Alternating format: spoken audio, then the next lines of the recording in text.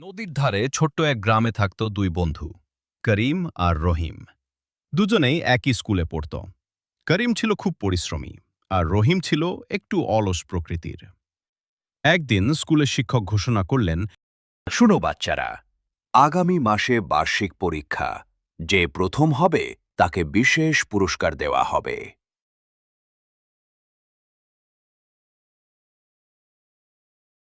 করিম বাড়ি ফিরে বই খুলে বসে গেল। সে নিজেকে বলল, আমাকে ভালো ফল করতেই হবে, বাবা মায়ের কষ্ট যেন বিফলে না যায়। অন্যদিকে রহিম মাঠে খেলতে চলে গেল। তার মা ডাকলেন, রহিম, একটু পড়তে বসো বাবা।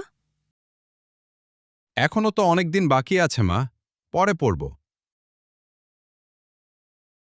দিন কেটে যেতে লাগল। করিম নিয়ম করে পড়াশোনা করত। কখনো না বুঝলে শিক্ষকের কাছে গিয়ে জিজ্ঞেস করত। একদিন সে শিক্ষককে বলল,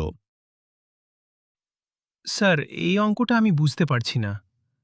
শিক্ষক হাসি মুখে বললেন, খুব ভালো করিম, না বুঝলে প্রশ্ন করাই বুদ্ধিমানের কাজ। রহিম এদিকে দিন পার করছিল খেলাধুলায়। পরীক্ষার এক সপ্তাহ আগে সে বই খুলে দেখল কত পড়া বাকি। সে ভয়ে বলল, হায় আল্লাহ, এত কিছু পড়তে হবে। তার মা বললেন, দেখলে তো, সময় মতো কাজ না করলে এমনই হয়। পরীক্ষার দিন এলো। করিম আত্মবিশ্বাস নিয়ে খাতা লিখল। রহিম তাড়াহুড়ো করে যা মনে পড়ল তাই লিখল। ফল প্রকাশের দিন স্কুলে সবার মধ্যে উত্তেজনা।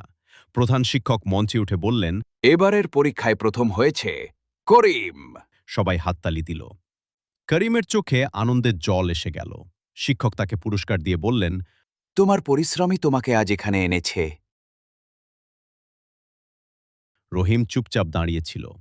সে ধীরে ধীরে করিমের কাছে গিয়ে বলল, বন্ধু, তুমি সত্যিই প্রাপ্য ছিলে। আমি যদি তোমার মতো পড়তাম। করিম তার কাঁধে হাত রেখে বলল, এখনও দেরি হয়নি, আগামীবার আমরা দুজনেই ভালো ফল করব। রহিম দৃঢ়ভাবে বলল, হ্যাঁ, এবার থেকে আমিও নিয়ম করে পড়ব। বাড়ি ফিরে রহিম মাকে বলল, মা, আজ বুঝলাম পরিশ্রম ছাড়া সাফল্য আসে না। মা হাসলেন। জীবনের বড় শিক্ষা আজ তুমি পেয়েছো বাবা। এরপর থেকে রহিম বদলে গেল। সে নিয়মিত পড়াশোনা করতে লাগল। পরের বছর পরীক্ষায় সে দ্বিতীয় হল। সবাই তাকে অভিনন্দন জানাল। রহিম খুশি হয়ে বলল, আমি শিখেছি পরিশ্রম করলে ফল মিলবেই।